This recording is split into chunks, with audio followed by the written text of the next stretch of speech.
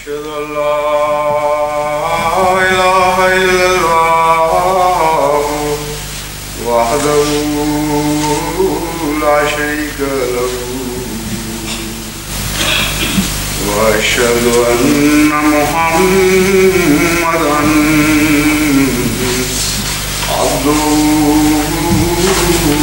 ورسوله أما بعد فأعوذ بالله من الشيطان الرجيم بسم الله الرحمن الرحيم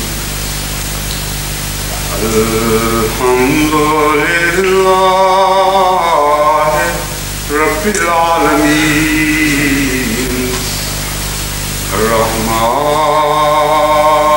الرحيم مالك يوم الدين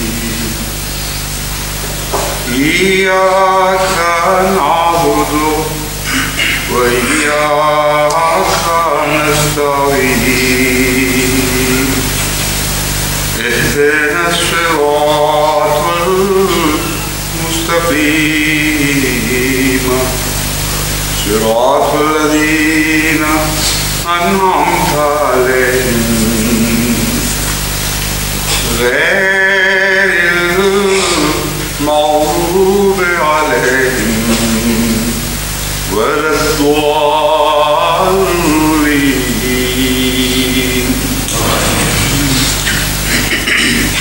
وقل إني أنا لنذير مبين كما أنزلنا على المقتسمين الذين جعلوا القرآن عظيم فوربك لنسألنهم أجمعين عما كانوا يعملون فاصدع بما تؤمر وأعرض عن المشركين إنا كفيناك المستهزئين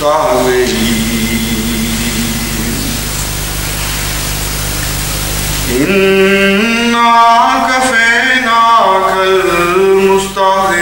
المستهزئين الذين يجعلون مع الله إلها آخر فسوف يعلمون ولقد نعلم أنك يضيق صدرك بما يقولون فسبح بحمد ربك وكن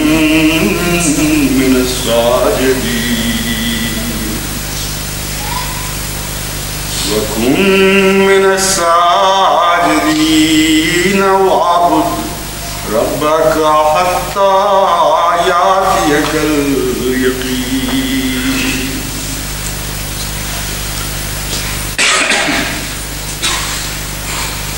جیسا کہ اب آپ کو معلوم ہے بعض احمدی وکلاء نے اس عدالت میں ایک مقدمہ دائر کیا تھا جسے پاکستان میں شرعی عدالت کے نام سے مفہوم کیا جاتا ہے۔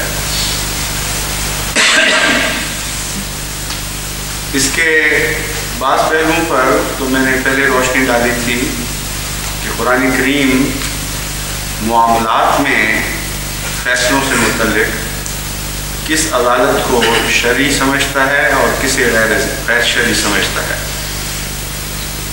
اور سوائے اس کے کہ عدل کی تعریف شرعی عدالت پر صادق آتی ہو، قرآن کریم سے اس کے سوا کچھ بھی استنباط نہیں ہوتا۔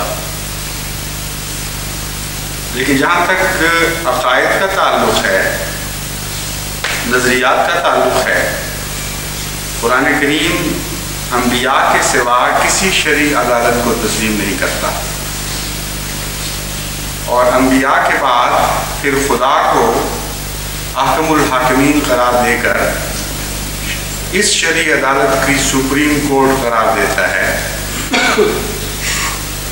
اور اس سلسلے میں قرآن کریم میں دونوں قسم کے احکامات ملتے ہیں، ایسے احکامات بھی جن کا تعلق بنی نوع انسان کے آپس کے معاملات سے ہے، اور اس میں قرآن کریم بار بار یہی ہدایت فرماتا ہے، اگر تم میری نمائندگی کرتے ہو، اگر تم میرا خوف کرتے ہو تو پھر عدل سے فیصلے کرو، خواہ فیصلہ کرتے وقت ایک فریق ایسا بھی ہو جو تمہارا دشمن ہو، اور خواہ فیصلہ کرتے وقت ایک فریق ایسا بھی ہو جو تمہارا مذہبی دشمن ہو، اور جس نے تمہیں تمہارے اس بنیادی حق سے بھی محروم کر دیا ہو کہ تم اول البیت میں جا کر خدا کے نام پر حج کرو۔ اس سے زیادہ شدید مذہبی دشمنی کا ایک مسلمان کے لیے کوئی تصور نہیں۔ چنانچہ قرآن کریم مذہبی دشمنی کی مثال دے کر اس بات کو خوب کھول دیتا ہے کہ ہماری مراد یہ نہیں کہ معمولی دشمنی ہو، بلکہ اتنی شدید نفرت ہو اس قوم کو تم سے کہ تمہیں حج بیت اللہ کی بھی اجازت نہ دے۔ ایسی صورت میں بھی جب تم انصاف کی کرسی پر بیٹھو تو انصاف سے کام لو۔ یہ ہے شرعی عدالت کا جہاں تک معاملات کا تعلق ہے قرآنی نظریہ۔ لیکن جہاں تک معاملات کا تعلق ہے، اس کے لیے تو کسی حد تک بلکہ مجبوری ہے انسان سے فیصلے کروانے پڑتے ہیں۔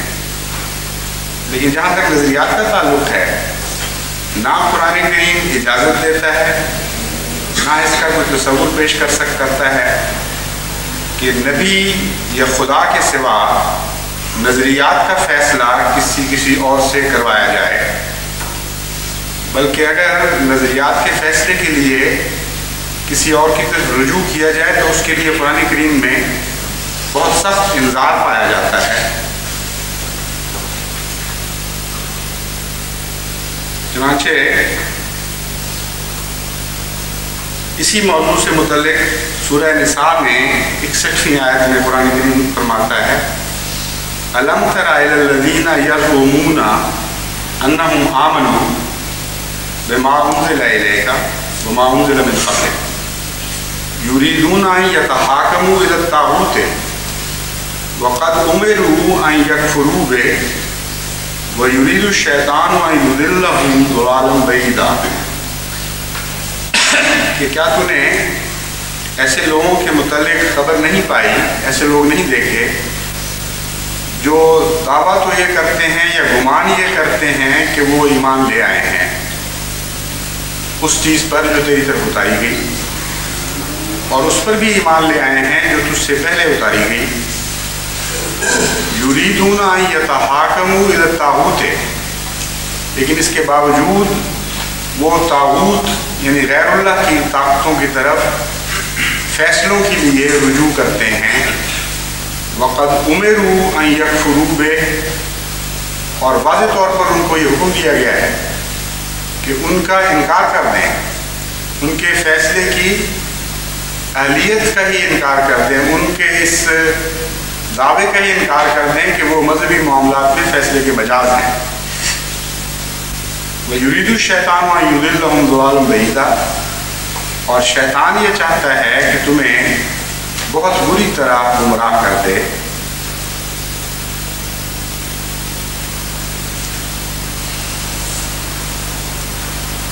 چنانچہ ان معاملات میں اللہ تعالیٰ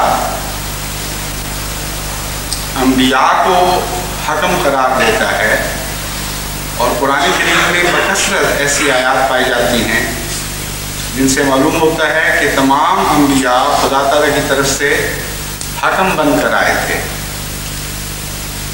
اور انبیاء کی تاریخ میں ہی ان کا حکم ہونا شامل فرما دیا گیا۔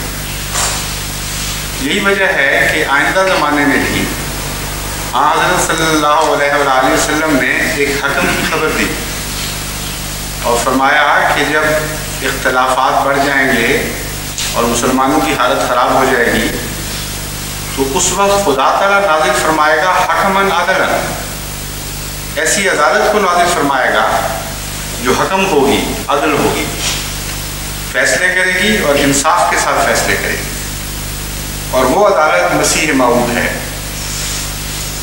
کسی جگہ بھی اشارتاً بھی یہ بات نہیں فرمائی یا مومنوں کو یہ حکم نہیں دیا کہ جب تمہارے آپس میں مذہبی عقائد کے اختلافات واقع ہو جائیں تو تم اپنے فیصلے اپنے علماء سے کرواؤ کہ کس کا عقیدہ سچا ہے، بلکہ فرمایا انتظار کرو، ایسی صورت میں اللہ کی طرف سے دوبارہ عدالت قائم کی جائے گی اور حکم عدل یہ فیصلے کرے گا کہ کس کا عقیدہ سچا تھا، کس کا غلط تھا۔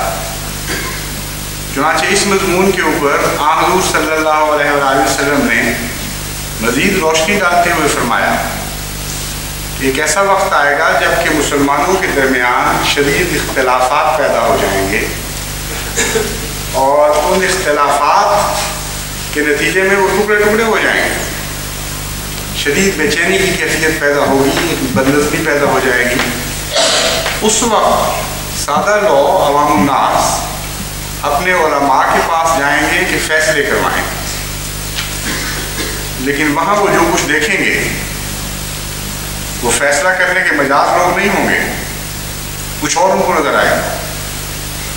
اور جو الفاظ حضور صلی اللہ علیہ وآلہ وسلم نے اختلافات کے زمانے کے علماء کے بارے میں استعمال فرمائے ہیں وہ ایسے سخت ہیں کہ وہی الفاظ اگر میرے منہ سے یا کسی اور احمدی کے منہ سے یہ علماء سنیں تو قتل و غارت پر آمادہ ہو جائیں گے۔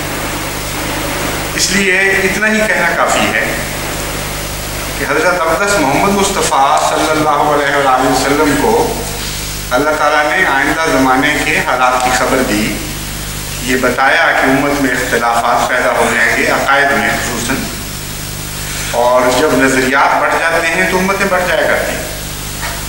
ایسی صورت میں یہ نہیں فرمایا کہ علماء کے پاس جاؤ اور ان سے فیصلے لو، فرمایا وہ جو غلط فہمی سے علماء کے پاس جائیں گے فیصلوں کی خاطر، ان کو وہاں کچھ اور ہی نظر آئے گا۔ دوسری جگہ ان کا ذکر کرتے ہوئے فرماتے ہیں شر من تحت عظیم السماء، یہ وہ لوگ ہیں جو آسمان کے نیچے بدترین مخلوق ہوں گے۔ اور ظاہر بات ہے کہ یہ اختلافات کے دور کی بات ہے، اختلافات کے دور کے علماء کی بات ہے، اس لیے اتنی واضح آیات کے باوجود جبکہ حضرت صلی اللہ علیہ وآلہ وسلم کا شدید انذار موجود ہے، قرآن کریم کھول کھول کر اس مضمون کو بیان فرما رہا ہے کہ مذہبی عقائد کے معاملے میں کسی بندے کو فیصلے کا اختیار نہیں سوائے اللہ کے نبی کے، اور وہ بھی صرف اس وجہ سے کہ وہ خدا سے علم پا کر فیصلے کرتا ہے، اور اگر اس سے تمہارا اختلاف ہے تو پھر خدا فیصلہ کرے گا، کسی اور کا کام نہیں ہے فیصلے کرے۔ اس کے باوجود کوئی مسلمان کسی دوسرے عالم کے پاس اپنے مذہبی عقائد لے کر فیصلوں کے لیے جا ہی نہیں سکتا۔ چنانچہ یہ جو ہمارے وکلاء اس مبینہ شرعی عدالت میں پہنچے، یہ ہرگز اس غرض سے لیے نہیں گئے تھے، نہ انہوں نے یہ پیشکش کی، نہ انہوں نے پوچھا کہ تمہارا ہمارے متعلق کیا خیال ہے، ہم مسلمان لگتے ہیں تمہیں غیر مسلم نظر آتے ہیں، نہ یہ پوچھا کہ خاتم النبیین کی صحیح تشریح بتائیں ہمیں کیا ہے، جن کو خدا تعالیٰ نے نور عطا فرمایا ہو، جن کے اندر حکم اور عدل نازل ہو گیا ہو، جو اللہ سے علم پا کر اور قرآن کا عرفان انہیں بخش رہا ہو، ان کا کیا کام ہے کہ منکرین کے پاس جا کر ان سے پوچھیں کہ ہم سچے ہیں کہ جھوٹے ہیں؟ یہ تو بحث ہی نہیں تھی۔ بحث یہ تھی کہ تم لوگ سچے ہو کہ جھوٹے ہو، تم لوگوں نے جو یہ آرڈیننس جاری کیا ہے قرآن سے دیکھ کر ہمیں بتاؤ تمہیں کیا لگتا ہے کہ کیا قرآن اس آرڈیننس کے پیچھے ہے یا اس کے مخالف کھڑا ہوا ہے۔ یہ تھا فیصلے والا مسئلہ، اور صرف مرکزی نقطہ اتنا تھا کہ قرآن کریم کی روح سے کسی انسان کو یہ حق حاصل ہے کہ وہ کسی ایسے شخص کو جو قرآن کریم کو سچا تسلیم کرتا ہو اور واجب التعمیل سمجھتا ہو، یہ ایمان رکھتا ہو کہ قرآن کریم کا حکم ماننا ضروری ہے، اس کو قرآن کریم پر عمل کرنے سے کسی رنگ میں بھی محروم کر سکتا ہے یا نہیں؟ دو ٹوک اتنی بات تھی سر. اور اپنے متعلق نہیں پوچھا گیا تھا، ان کے فیصلے کو چیلنج کیا گیا تھا کہ تمہارے غلط فیصلے ہو رہے ہیں اور تم اپنی قوم پر ظلم کر رہے ہو. ایک ایسے عامر کو جس کا عامریت کا جواز عوام الناس کی طرف سے نہیں ملتا، اس کو خدا کا نمائندہ بنا رہے ہو، اس کو یہ حق دے رہے ہو کہ وہ شریعت کے متعلق فیصلے کروائے اور شرعی عدالتیں مقرر کرے. یہ مسئلہ تھا حل طلب، اور اس کے اوپر کوئی بحث نہیں کی. حیرت کی بات ہے، وہ سارا فیصلہ آپ پڑھ لیں، اس میں اشارتاً یہ بحث موجود نہیں کہ کیوں احمدیوں کے دلائل اس معاملے میں غلط ہیں. قرآن کہاں یہ فیصلہ دیتا ہے کہ قرآن کریم کو واجب التعمیل سمجھنے والے کو، جو ایمان رکھتا ہو کہ قرآن پر عمل ضروری ہے، اس کو قرآن کریم پر عمل سے محروم کیا جا سکتا ہے. اور دوسری یہ بات پوچھی گئی تھی کہ اگر یہ دیتا ہے فیصلہ تو کہاں دیتا ہے اور کس کو دیتا ہے اختیار؟ کیا جمہور کو یہ حکم اختیار دیتا ہے کہ وہ جسے چاہیں، یا ان کے نمائندے جسے چاہیں محروم کر دیں قرآن پر عمل کرنے سے، یا نسلی سلطان کو اجازت دیتا ہے، یا کسی فوجی عامر کو اجازت دیتا ہے؟ اس کا ذکر کہیں قرآن سنت میں ہونا چاہیے تھا. اتنا اہم معاملہ ہے، ایک بندے کو اس کے مذہبی حقوق سے محروم کیا جا رہا ہو اور قرآن و سنت میں ذکر ہی نہ ہو، یہ تو ہو ہی نہیں سکتا. اس بات کا کوئی ذکر نہیں. جو ذکر ہے وہ گالی گلوچ ہے، ایسی عامیانہ زبان ہے، ایسی بےہودہ کلامی کی گئی ہے حضرت اقدس مسیح موعود علیہ السلام کے خلاف کہ وہ تو لگتا ہی نہیں کہ کوئی شرفاء کی زبان استعمال کی گئی ہے، بجائے یہ کہ کوئی عدالت. اور عدالت میں عدالت بھی چھوڑیں، شرعی عدالت.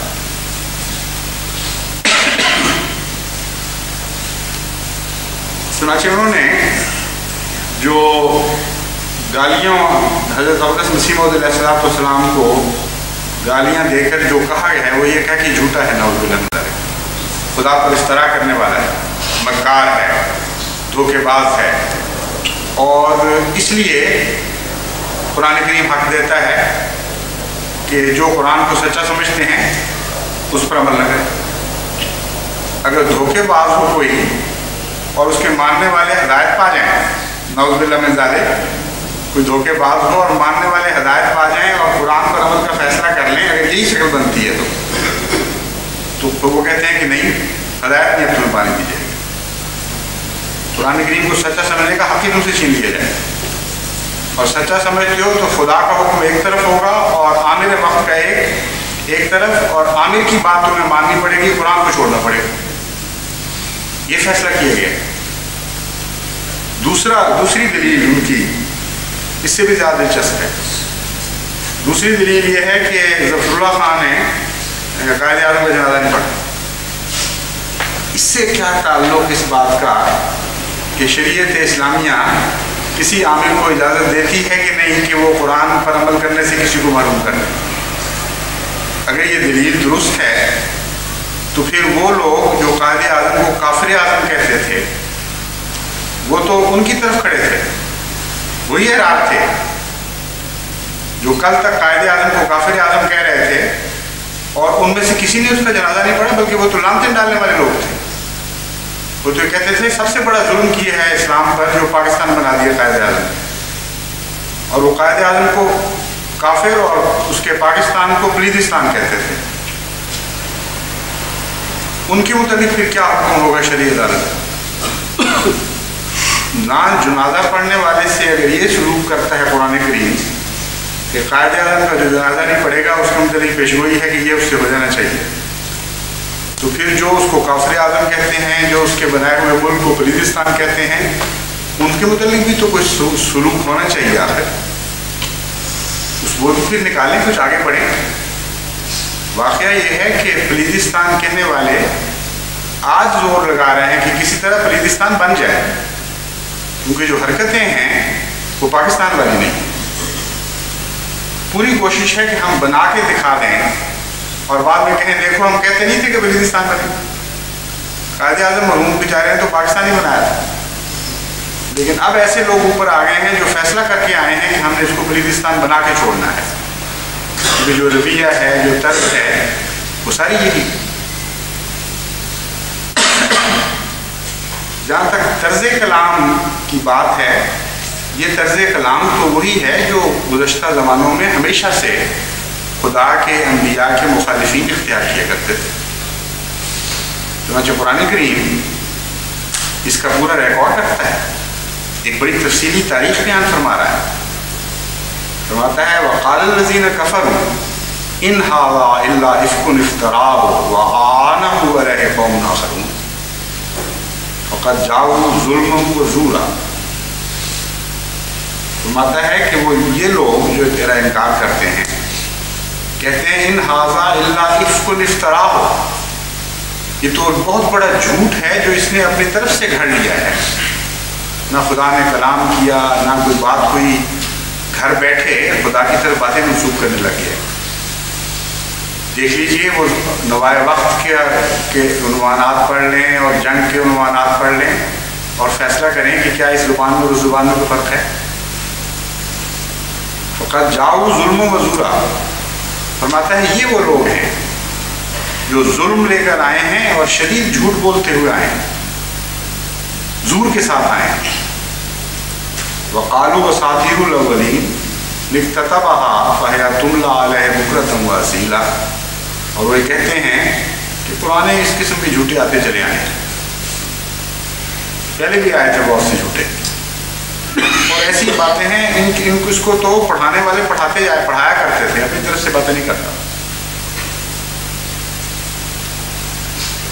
پھر دوسری جگہ فرماتا ہے وَإِذَا تُتْلَىٰ عَلَيْهِمْ آيَاتُنَا بَيِّنَاتٍ قَالُوا مَا هَٰذَا إِلَّا رَجُلٌ يُرِيدُ أَن يَصُدَّكُمْ عَمَّا كَانَ يَعْبُدُ آبَاؤُكُمْ وَقَالُوا مَا هَٰذَا إِلَّا إِفْكٌ مُفْتَرًى وَقَالَ الَّذِينَ كَفَرُوا لِلْحَقِّ لَمَّا جَاءَهُمْ إِنْ هَٰذَا إِلَّا سِحْرٌ مُبِينٌ۔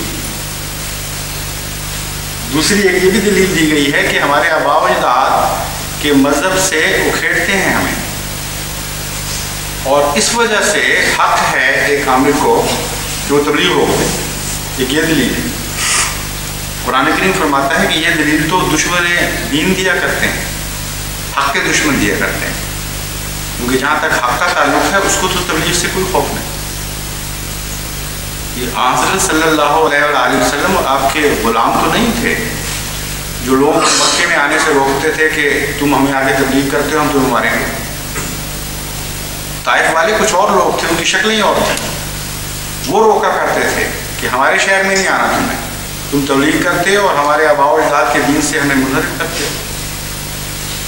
چنانچہ فرماتا ہے وَإِذَا تُتْلَىٰ عَلَيْهِمْ آيَاتُنَا بَيِّنَاتٍ، جب ان کے اوپر کھلے کھلے ہمارے نشان پڑے جاتے ہیں، قَالُوا مَا هَٰذَا إِلَّا رَجُلٌ، وہ کہتے ہیں کہ نبی وہ بھی کوئی نہیں، انسان ہے صرف ایک عام تمہاری طرح کا، یرید ان یصدکم عما کان یعبد آباؤکم، صرف یہ چاہتا ہے کہ تمہارے دین سے تمہیں منحرف کر دے، اس دین سے منحرف کر دے جو تمہارے باپ دادا مانتے چلے آئے تھے۔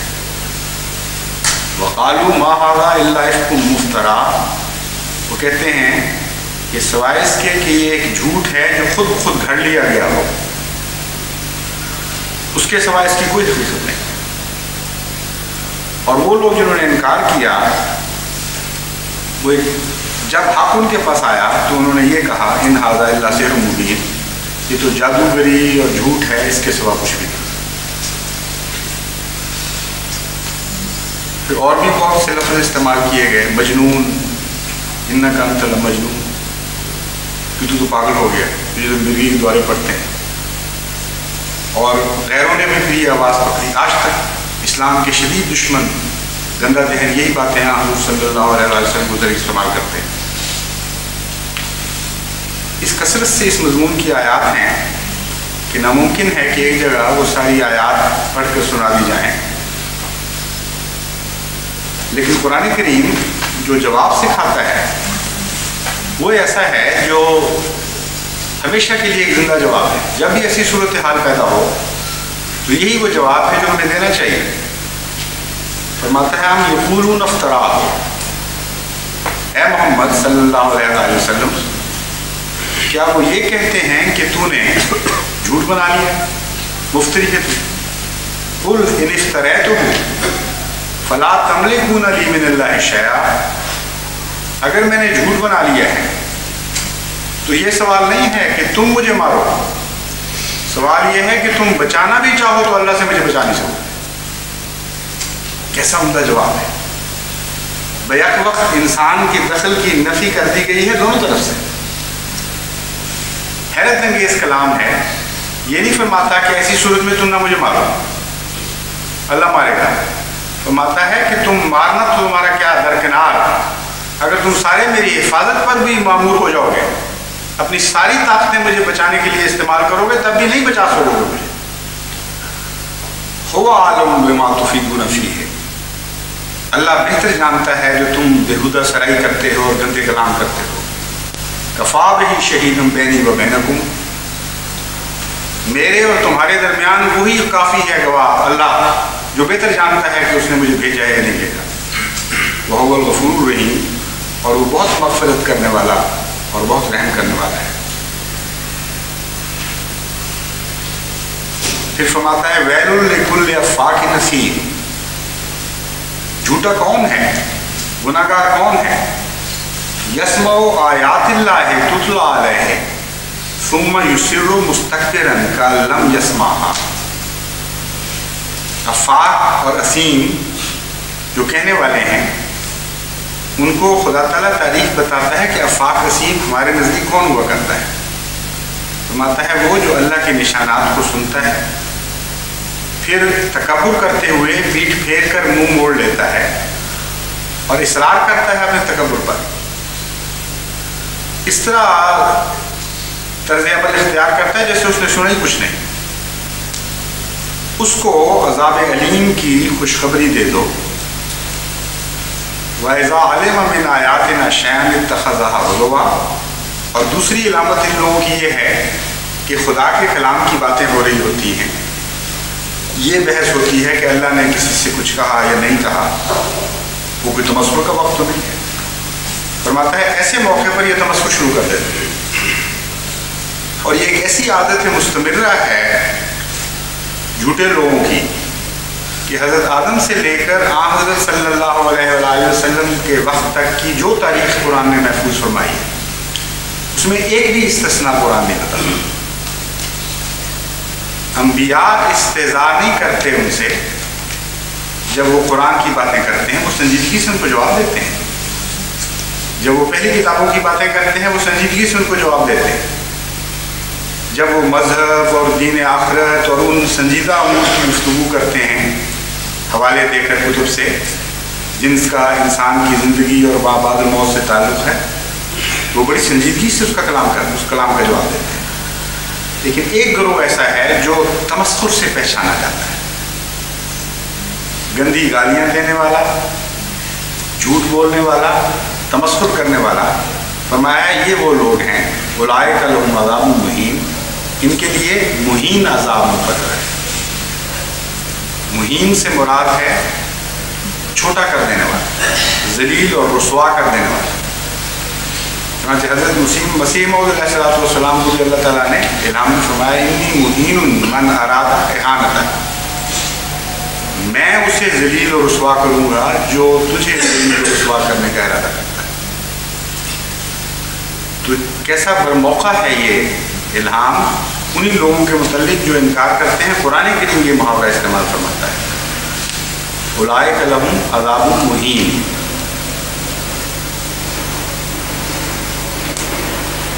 جہاں تک مسلمانوں کا تعلق ہے، ایمان لانے والوں کا تعلق ہے، قرآن کریم ان کے متعلق فرماتا ہے ان کان طائفۃ منکم آمنوا بالذی ارسلت بہ وطائفۃ لم یؤمنوا،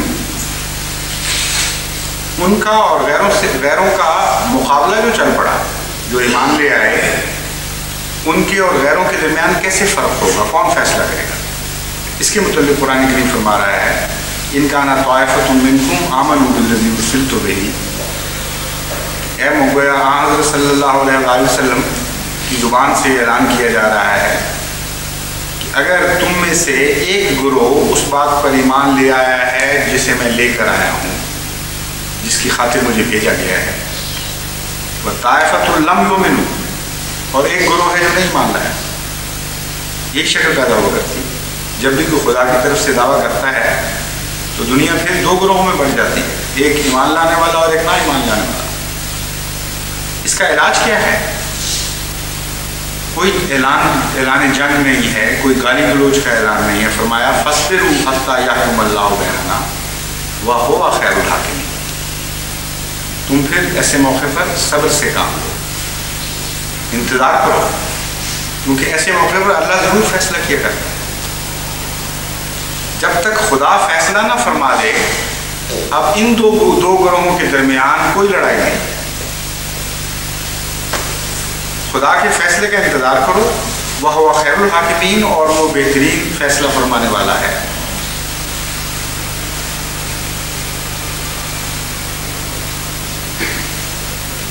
ان امور کی روشنی میں ناممکن تھا کہ کوئی احمدی کسی بھی دنیا کی عدالت میں، خواہ اس کا کوئی بھی نام ہو، یہ معاملہ لے کر جاتا کہ آپ ہمارے درمیان فیصلہ کریں کہ ہم سچے ہیں یا ہمارا مخالف سچا ہے، اعتقادات کے لحاظ سے۔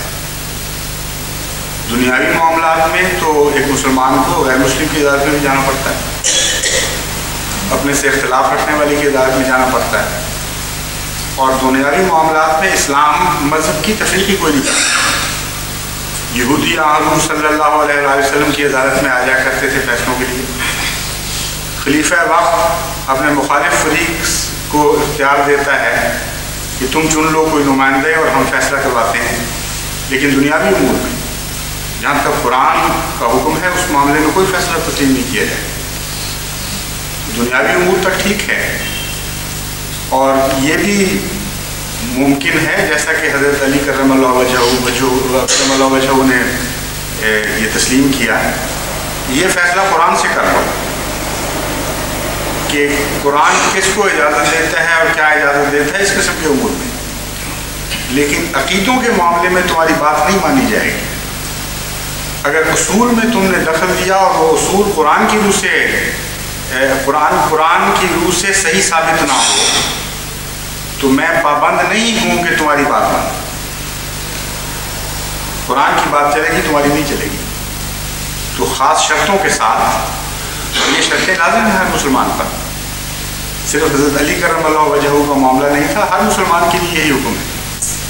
تم غیروں کی عدالت میں، دوسروں کی عدالت میں آپس کے جھگڑے طے کرنے کی خاطر، صلح کی خاطر، امن کی خاطر مقدمے لے جا سکتے ہو، لیکن یہ اجازت نہیں ہو سکتی کسی فریق کو کہ وہ قرآن کے فیصلے کے خلاف تم سے بات کرے اور تمہیں وہ بات واجب التعمیل ہو، تمہیں تسلیم کرنا ضروری ہو، تو اس وقت میں عذاب ہو جاتا ہے۔ بہرحال نہ وہ اس طرح سے گئے، نہ احمدی کسی دنیا کی عدالت کا حق تسلیم کرتا ہے، اور اصل موضوع کو چھوڑ کر بالکل بے تعلق باتیں اور گالی گلوچ شروع کر دی۔ یہ باتیں دیکھ کر مجھے جسٹس کیانی یاد آ گئے، بڑے وہ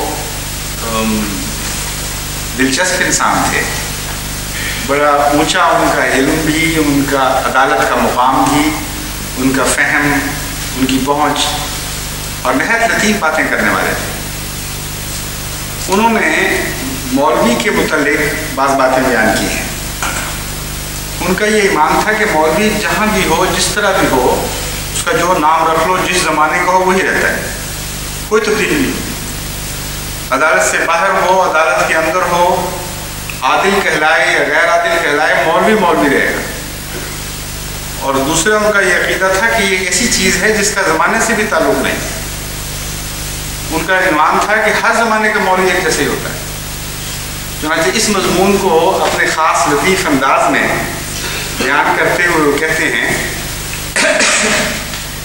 کہ زمانے بدل گئے اور بہت سی تبدیلیاں آ گئیں، نئے نئے مضمون آ گئے دنیا میں، اور بظاہر مولوی بھی بدل گئے۔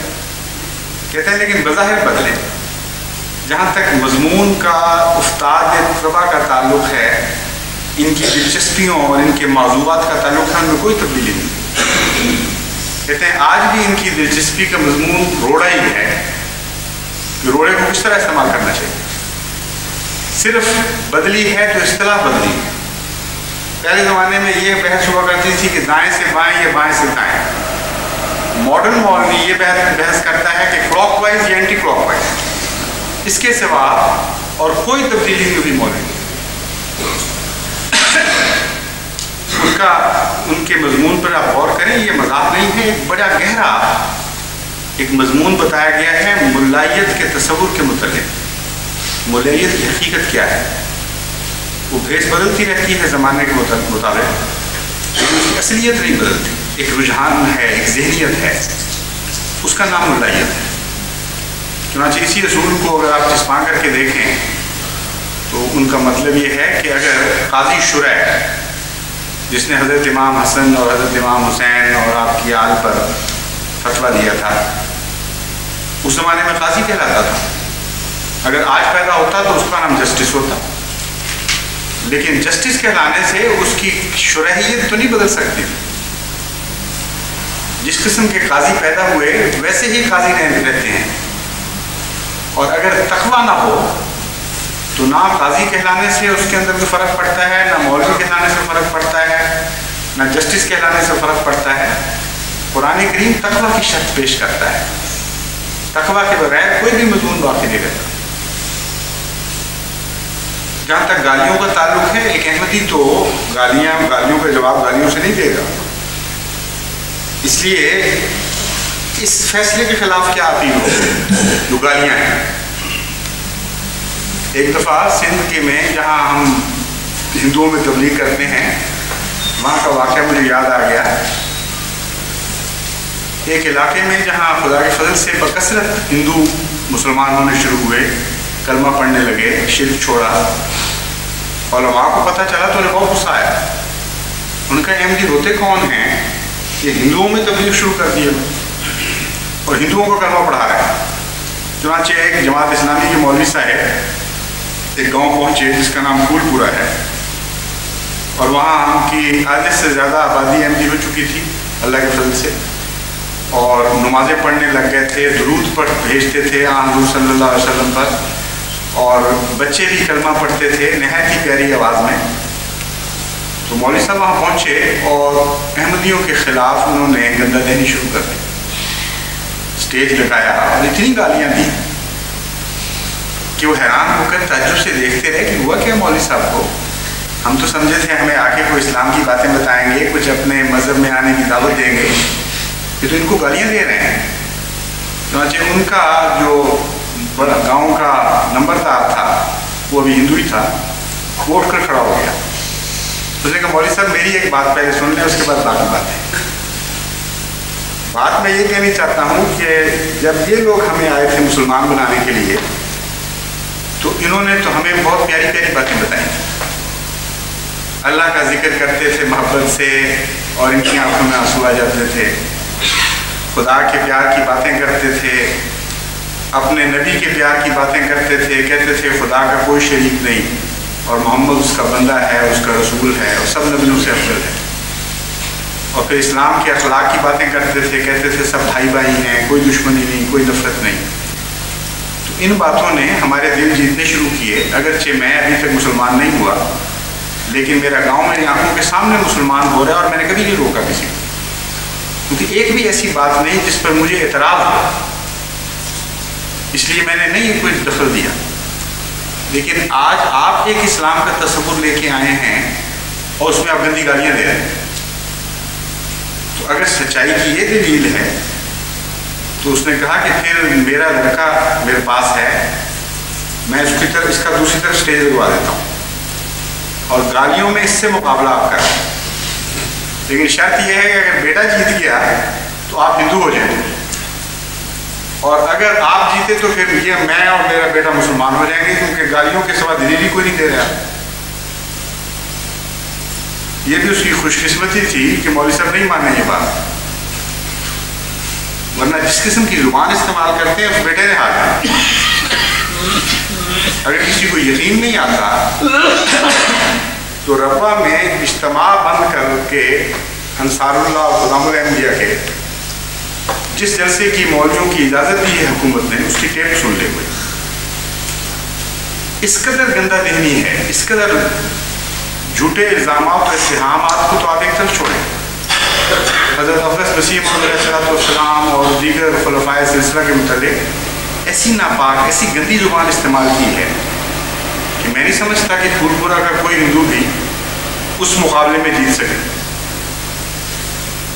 یہ حالات ہو چکے ہیں، یہاں تک قوم پہنچ رہی ہے، اس کو نظر نہیں آ رہا کہ ہم کہاں چلے گئے ہیں، کیا ہمارا حال ہو چکا ہے.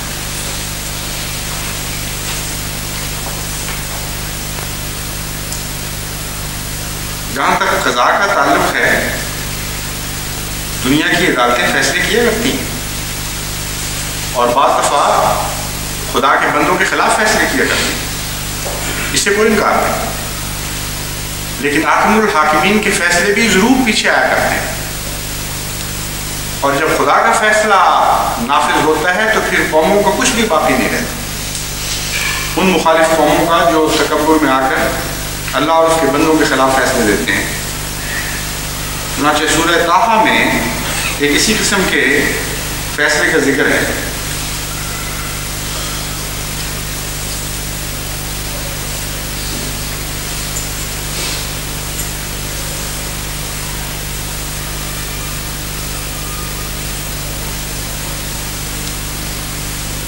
جب فرعون نے حضرت موسیٰ کی قوم، حضرت موسیٰ اور آپ کے ماننوں کے خلاف فیصلہ دیا،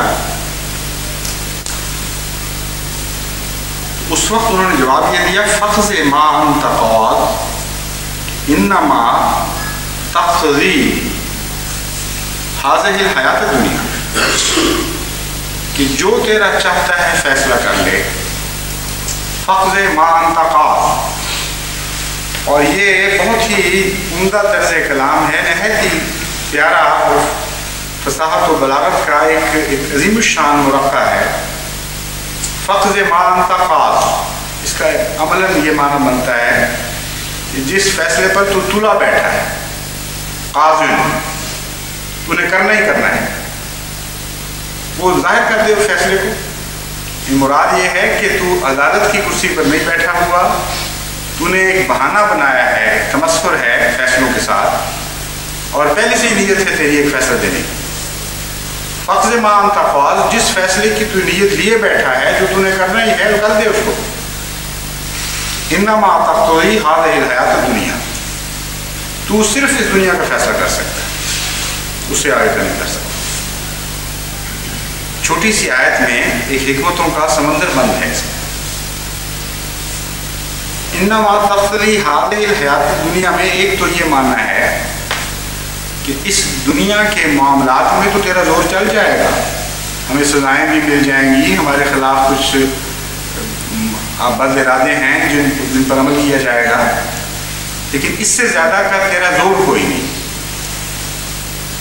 اور دوسرا معنی یہ ہے کہ تو دنیا کی چیز ہے، دنیا کے معاملات کے فیصلے کر سکتا ہے، مذہب کے ساتھ تیرا تعلق بھی کوئی. اس دنیا کی باتیں کر ٹھیک ہے، لیکن مذہب میں کیا تعلق ہے تیرا؟ دنیاوی جو سلطنتوں کو، دنیاوی بادشاہتوں اور عدالتوں کو مذہب کے معاملے میں دخل اندازی کا کیا حال ہے؟ اور اگر وہ کریں گے تو اس دنیا میں ان کا فیصلہ رہ جائے گا. قیامت کے دن دنیا کا کیا ہوا کوئی مذہبی فیصلہ آگے نہیں کر سکتا. حاضر حیات الدنیا نے بتایا کہ تیرے فیصلوں کی پہنچ یہاں تک ہے، بس قبر سے آگے تیرا فیصلہ نہیں گزر سکتا. اور پھر حاکم الحاکمین کے ہاتھ میں فیصلہ چلا جاتا ہے. چنانچہ خدا تعالیٰ سورہ ہجر میں فرماتا ہے وَقَضَيْنَا إِلَيْهِ ذَلِكَ الْأَمْرَ،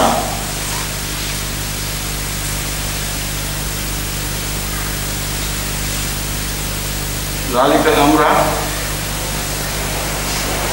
ابھی ایک لفظ چھپ گیا ہے، مراد یہ ہے اس فیصلے کا. میں قرآن کریم غالباً چھٹا ہے، لیکن میں اس کو نہیں پڑھوں گا کیونکہ جب تک یقین نہ ہو اس وقت تک میں اس کو نہیں پڑھتا اس آیت کو. مضمون یہ ہے دابر ہاؤلائے مختوم مصبحین، کہ خدا تعالیٰ فرماتا ہے کہ ہم نے بھی ایک فیصلہ کیا، اور اس فیصلے کی طرف اس قوم کو ہم اپنے نبی کو پر اس فیصلے کا اظہار کر دیا۔ قضینا الیہ ذالک امرہ کا مطلب یہ ہے ہم نے ایک فیصلہ کیا اور پھر اپنے نبی پر اس فیصلے کا اظہار فرما دیا۔ وہ فیصلہ کیا تھا؟ دابر ہاؤلائے مختوم مصبحین، کہ ان کے متعلق فیصلہ یہ ہے کہ ان کی جڑیں کاٹی جائیں۔ اور مصبحین کا لفظ خاص طور پر قابل توجہ ہے۔ ایک تو یہ کہ قرآن کریم اس کے مطالعے سے پتہ چلتا ہے کہ اکثر قوموں پر عذاب رات کے پچھلے پہر آئے ہیں جبکہ صبح ہونے والی تھی، اور جہاں تک حضرت مسیح موعود علیہ السلام کے الہامات اور پیشگوئیوں کا تعلق ہے وہاں بھی یہی معلوم ہوتا ہے کہ رات کے پچھلے پہر دفتن اچانک غیر متوقع طور پر خدا تعالیٰ کی پکڑ آئے گی۔ اس کثرت سے تذکرے میں یہ مذکور ہے کہ اس میں کوئی حکمت ہے۔ پچھلے پہر عذاب آنے میں کئی باتیں ہیں قابل غور۔ اس کو مصبحین فرماتا ہے اللہ تعالیٰ، مراد یہ ہے کہ، اور پھر فرماتا ہے ساز صباح المنذرین، جن کو ڈرایا گیا تھا ان کی کیسی صبح طلوع ہوئی تھی۔ تو انقلاب کے لیے جو ایک روحانی انقلاب برپا ہونا ہوتا ہے اس کے لیے یہ بہترین وقت ہے۔ ایک طرف ظالم صبح کی انتظار کر رہا ہوتا ہے اور ایک طرف مظلوم صبح کی انتظار کر رہا ہوتا ہے۔ ان کی تباہی اور مظلوم کی صبح کے درمیان فاصلہ کوئی نہیں ہوتا، یعنی ایسے وقت میں تباہی آتی ہے کہ اس کے ساتھ ہی مظلوم کی صبح کا سورج طلوع ہو رہا ہوتا ہے، اور ان کی صبح ایسی بدتر ہوتی ہے کہ رات سے بھی بدتر صبح آتی ہے۔ ایسی صبح آتی ہے جیسے ایک عرب شاعر نے کہا ہے فَمَلْ أَصْبَاحُ مِنْكَ بِأَمْسِكَ أَلَا أَيُّهَا اللَّيْلُ الطَّوِيلُ وَالْأَنْجَلِي بِصُبْحٍ فَمَلْ أَصْبَاحُ مِنْكَ بِأَمْسِكَ، اے لمبی تاریک رات صبح میں تبدیل ہو جا، فَمَلْ أَصْبَاحُ مِنْكَ بِأَمْسِكَ، لیکن ٹھہر، صبح بھی کون سی تجھ سے بہتر آنے والی ہے، وہ تجھ سے بدتر آئے گی۔ اس شعر کا اطلاق کسی اور پر ہو یا نہ ہو لیکن خدا تعالیٰ کے دشمنوں پر ضرور ہوتا ہے۔ اور ایک ہی وقت میں ایک قوم کے لیے حقیقی صبح طلوع ہو رہی ہوتی ہے اور ایک قوم کے لیے رات سے بدتر صبح طلوع ہو رہی ہوتی ہے، جیسا کہ فرمایا حساس صبح المنذرین، جن کو ڈرایا جاتا ہے ان کے لیے کیسی کی بدبخت صبح ہے جو ان کے لیے آئی۔ اور پھر فرماتا ہے کم ترکوا من جنات و عیون و زروع و مقام کریم و نعمت کانوا فیہا فاکہین کذالک و اورثناہا قوما آخرین فما بکت علیہم السماء والارض وما کانوا منذرین۔ کتنے ہی جنات، کیسے باغات اور چشمے تھے جو انہوں نے اپنے پیچھے چھوڑے، وزروئن اور لہلاتی کھیتیاں تھیں، وہ مقام کریم اور عزتوں کے مقامات تھے ان کے پاس، وہ نعمتن کانوا فیہا فاکہین، اور ایسی ایسی نعمتیں تھیں کہ جن میں وہ زندگی کے تعیش لوٹ رہے تھے۔ کذالک، یقیناً اسی طرح تھا، وَأَوْرَثْنَاهَا قَوْمًا آخَرِينَ، لیکن دیکھو ہم نے ان کا کسی اور قوم کو وارث بنا دیا۔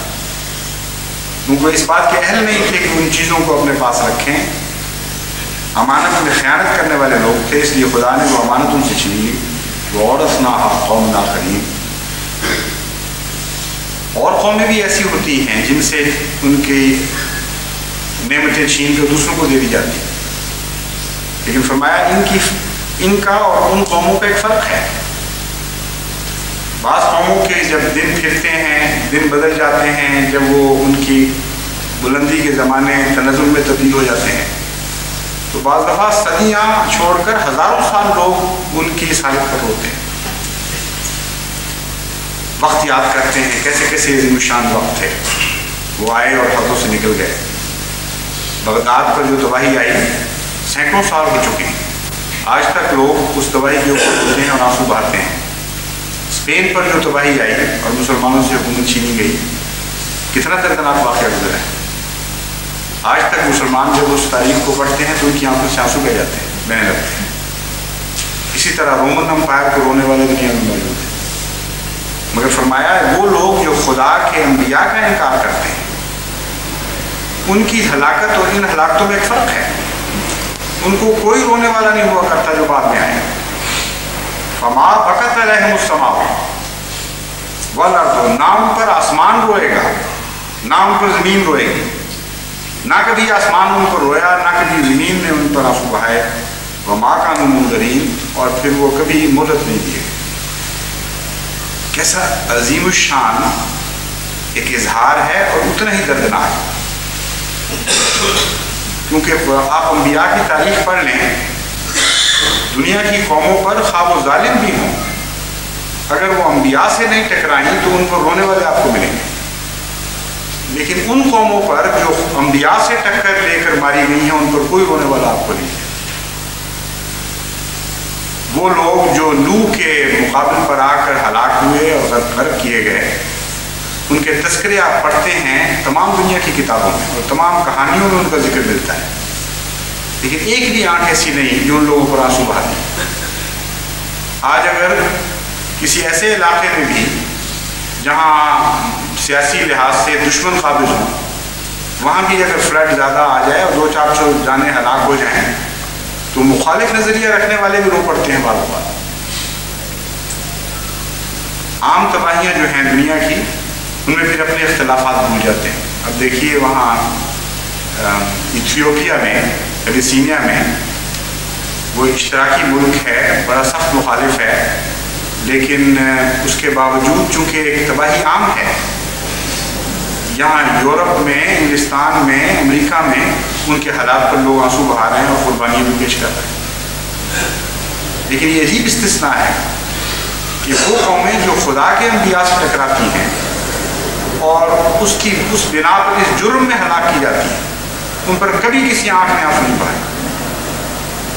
سما سے مراد روحانی لوگ ہیں اور زمین سے مراد، عرض سے مراد زمینی لوگ ہیں. مراد ہے ایسی بدبخت لوگ ہوتے ہیں کہ نہ ان پر پھر آسمانی لوگ آنسو بہاتے ہیں، نہ ان پر زمینی لوگ آنسو بہاتے ہیں.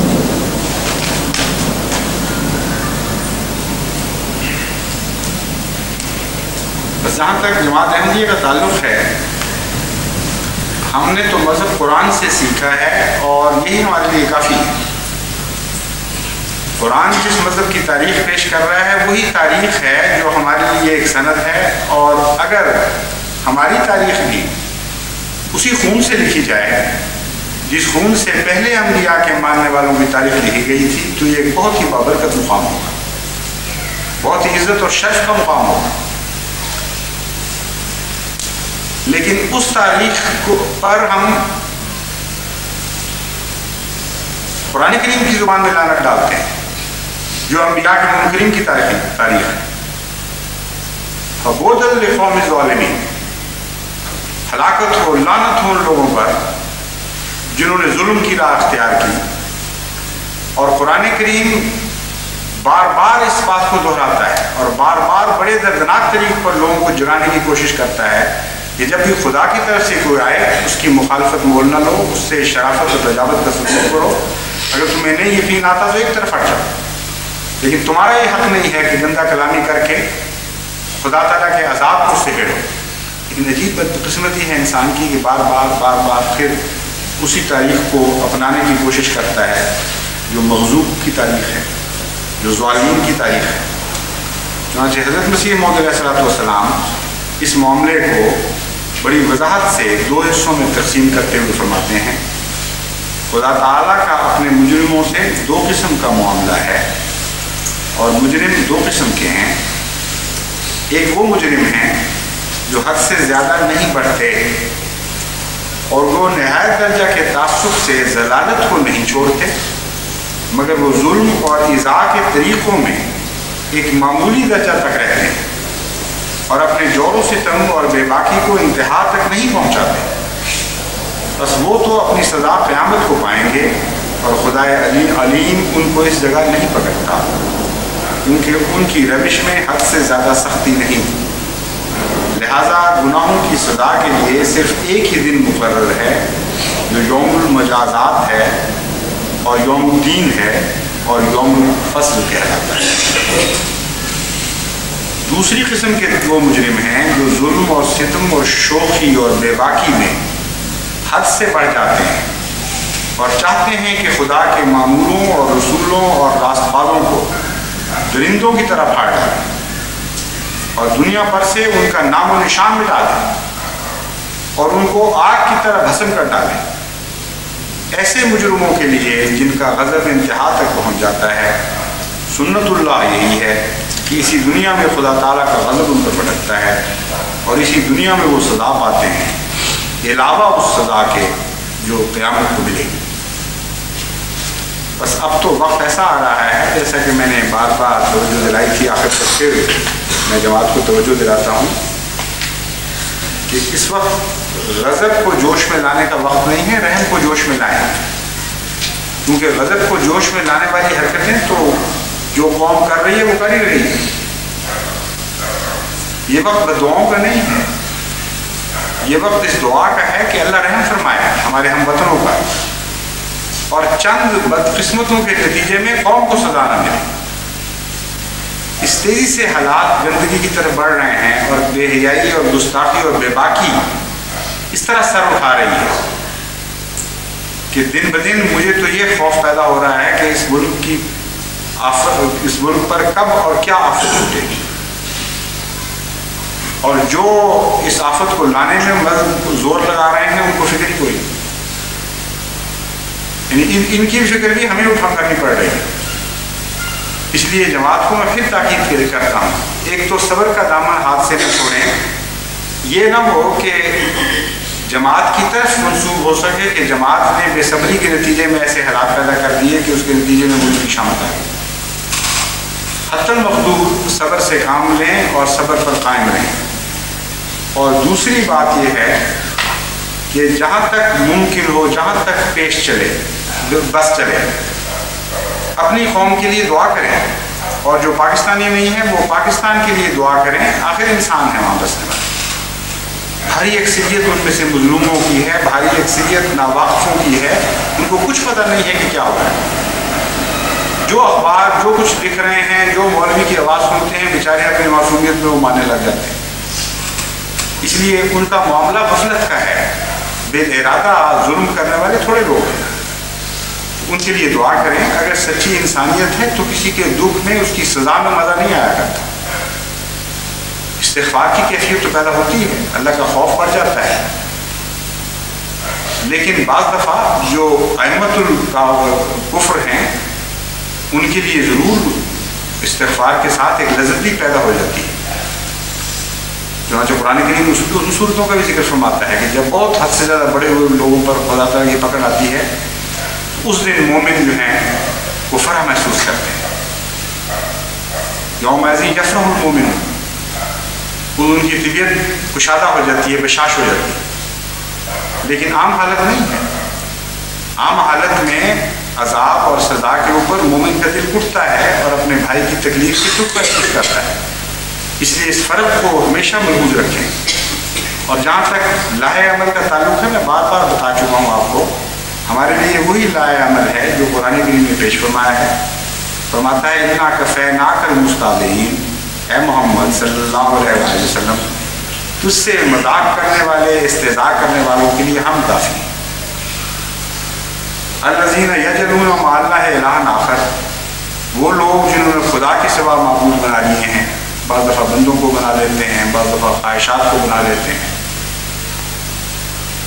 تو سوف یعلمون، وہ ضرور یقیناً جان لیں گے کہ وہ گھاٹے والے ہیں۔ وَلَقَدْ نَعْلَمُ أَنَّكَ يُضِيقُ صَدْرُكَ بِمَا يَقُولُونَ، ہمیں پتہ ہے، اللہ تعالیٰ فرماتا ہے ہمیں پتہ ہے کہ تیرے دل کو کیا دکھ پہنچتا ہے جب یہ باتیں کرتے ہیں۔ یہ میں نے اس لیے آیت پڑھی ہے کہ ایک اہم چیز سمجھتا ہے کہ میرے دل کی تو پتہ نہیں کیا حالت ہو گئی ہے، کٹ گیا، مر گیا، اور اللہ ابھی تک رحم نہیں فرمایا۔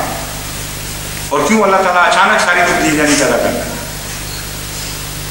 یہ جو کیفیت ہے یہ حضرت محمد مصطفیٰ صلی اللہ علیہ وسلم کے دل کی کیفیت ہے جو قرآن بیان فرمایا. اور 13 سال مسلسل اور اس کے بعد بھی اس کیفیت میں اللہ تعالیٰ نے اپنے سب سے زیادہ محبوب بندے کو رکھا، اور وہ تبدیلیاں جو اس کے نزدیک مقدر تھی وہ اسی وقت آئیں جب وہ وقت مقدر تھا. بڑا ظلم ہوگا ایک انسان بے صبری دکھائے اور اپنے دل کی حالت جانتے ہوئے جو اس پر گزر رہی ہے وہ یہ باتیں شروع کر دے اپنے رب کے اوپر کہ اتنی دیر ہو گئی روتے ہوئے سجدہ گاہ میں تڑپتے ہوئے، اے خدا کہاں گیا تو، تیری رحمت کیوں نہیں آ رہی.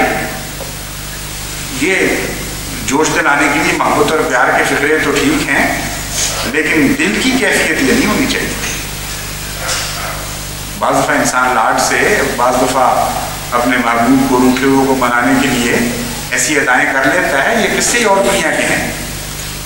لیکن میں سنجیدگی کی بات کر رہا ہوں، اپنے دل پر خدا کے متعلق میل نہیں لانی، کیونکہ حضرت صلی اللہ علیہ وسلم کو مخاطب کر کے خدا فرماتا ہے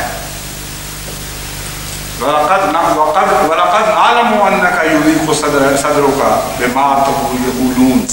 ہم جانتے ہیں، ہمیں پتہ ہے کہ تیرے دل پر کیا گزر ہے، اور اس سے زیادہ کسی دل پر نہیں گزر سکتا جو حضرت محمد مصطفیٰ صلی اللہ علیہ وسلم کے دل سے گزرا ہے. غیروں کا غم جیسا کہ قرآن سے ثابت ہے، اور اپنوں کا غم جن کے متعلق فرماتا ہے رؤوف الرحیم تھے. کبھی کسی انسان کے متعلق خدا تعالیٰ نے کسی کتاب میں یہ گواہی نہیں دی کہ وہ رؤوف الرحیم تھا. یہ خدا کی صفات ہے. اور حضرت صلی اللہ علیہ وسلم کے متعلق فرماتا ہے بالمؤمنین رؤوف الرحیم. جھوٹا ہے وہ دعوے دار جو یہ کہتا ہے کہ میں محمد مصطفیٰ صلی اللہ علیہ وسلم سے زیادہ کسی سے پیار کرتا ہوں. ماؤں سے بڑھ کر پیار ممکن ہے، لیکن محمد مصطفیٰ صلی اللہ علیہ وسلم سے بڑھ کر پیار ممکن ہے. اس دل پر کیا گزرتی ہوگی جب صحابہ کو تکلیف پہنچ گئی. اور اس صورتحال کو بیان کر کے تلقین کیا فرماتا ہے اللہ تعالیٰ، فَسَبِّحْ بِحَمْدِ رَبِّكَ وَكُن مِّنَ السَّاجِدِينَ. رب سے شکوہ نہیں کرنا، رب کی حمد میں پہلے سے بڑھ کر مصروف ہو جائے. جو حالت گزر جائے تیرے دل پر، سب بحمد ربک، اپنے رب کے حمد کے گیت گاتا چلا جا رہا وَكُن مِّنَ السَّاجِدِينَ، اور ہمیشہ سجدہ ریز رہے. خدا کی رضا کے حضور اپنا سر اطاعت جھکائے رہا. وَاعْبُدْ رَبَّكَ حَتَّى يَأْتِيَكَ الْيَقِينُ. اور یہ فیصلہ لے کر بیٹھ خدا کے در پر کہ اس رب کی میں عبادت کرتا چلا جاؤں حتیٰ یاتیک الیقین، یہاں تک کہ مجھے موت آ جائے. الیقین کا ترجمہ مفسرین نے موت کیا ہے، حالانکہ یقین کا ظاہری معنی تو ہے یقین کا پہنچ جانا ہے، یعنی کسی یقینی بات کا رونما ہو جانا. مفسرین نے جو معنی کی وہ بھی درست ہے، بالکل صحیح ہے. مراد ان معنوں میں یہ بنے گی کہ تیرا کام یہ ہے کہ خدا کی عبادت اور اس کے حضور اطاعت کے جذبات میں ایسا پختہ ہو جائے کہ یہ ارادہ لے کر بیٹھ، یہ ارادہ لے کر خدا کے حضور سجدہ کر کہ کچھ بھی ہو جائے موت سے پہلے میرا سجدہ ختم نہیں ہو.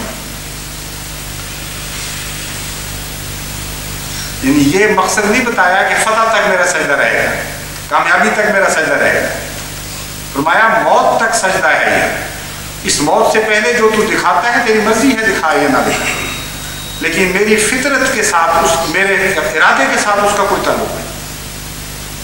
میرے سجدے پر دنیا کے حالات کوئی اثر نہیں ڈال سکیں گے.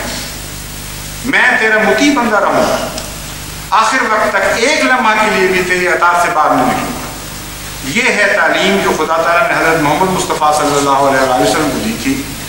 بس احمدی کو اسی تعلیم پر قائم ہونا چاہیے اور یہ ارادہ لے کر خدا کے حضور سر جھکانا چاہیے کہ سر کٹ تو جائے گا، سر کٹ تو جائے گا، لیکن تیرے مقابل پر اٹھ نہیں سکتا. جس قسم کی بھی ابتلا ہیں، موت کے آخری سانس تک ہم حاضر ہیں ہمارے آقا، جس طرح چاہے تو ہم.